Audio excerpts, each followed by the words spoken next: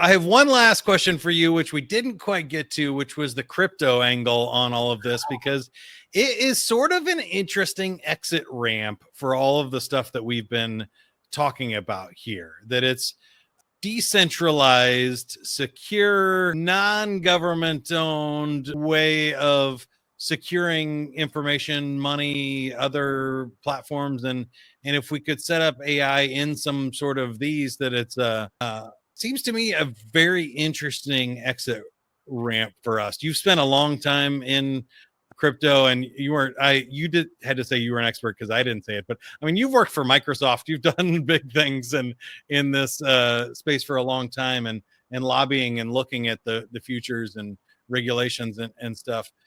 What about crypto is so exciting for you? And give us maybe the short 3-5 minute version of why you think that's an interesting tool in this fight that we've been talking about here so far.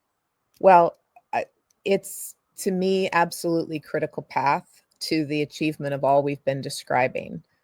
As a metaphor, AI models, regardless of within what boundaries they're deployed or how they're operated, have only the same level of security and trust guarantees that are associated with any software application. They're nothing just but another executable out there. They have nothing about their operation, their decision making, their control is any different than some executable on your hard drive that lets you take a screen cap or whatever. It's just another piece of software. And that isn't good enough for what AI actually is, not by an order of magnitude. We must have systems of trust, validation, and assurance of a whole sweeping constellations of actions, decisions, etc. And blockchain and Web3 and that family of technologies is really the only way to achieve that, including not just for individual people, but for corporations and governments as well. And so this is a family of technologies of equivalent significance, regardless of sector. But for the individual person and for AI models as well and agents, it's Web3 primitives are the core of how it is that you would ultimately prove humanity or prove that model is the model that you thought it was. It's also the heart of integrating privacy enhancing technologies and verifiable compute, both hardware and software dependent modalities for that.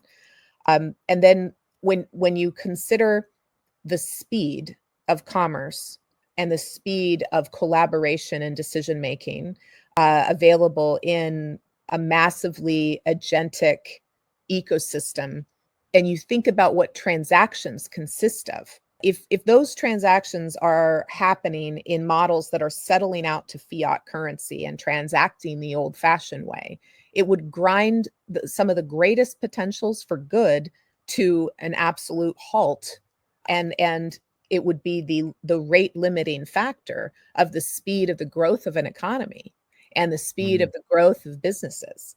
Similarly, if you don't have confirmed immutable transaction tracking and the ability to audit what will be orders of magnitude more economic volume, then every single problem we see in traditional finance will just be correspondingly amplified, while the rate of any of the positive outcomes is just, bubble gum is pushed in all the gears. Yeah. So using digital assets and being able to enforce digital scarcity and using Web3 primitives for verification, validation, identities of all things, not just humans, including AI models, locations, legal entities, you name it.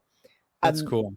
Those are some examples of why a new data economy and a new AI economy that is trustworthy and financially inclusive of individual humans, the data subjects, the originators of the resource of one upon which AI is trained and deployed at runtime. It's absolutely inseparable. It's integral. It's at the heart of it.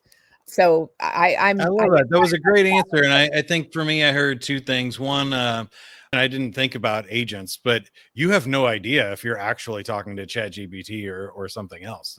There's no there's no idea on the other side. That's fascinating. And then also the money. I think it's dumb in today's world. My bank still holds a check for 3 days. Like, what are we doing?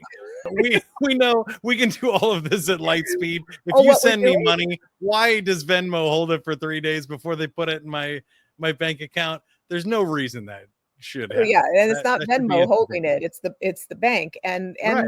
I mean, across the whole ecosystem, everybody earns on the float, and there's 24-hour arbitrage cycles. It's a huge, enormous hustle, which might be all fine and good ways to generate wealth, but it certainly doesn't aid individual. No, not generating wealth for me, for sure. All right. Well, an amazing conversation. It was so much fun. Heather, thank you for being here again. Heather Leigh Flannery, AI-mindsystems.org. And also check out the National Hero Initiative.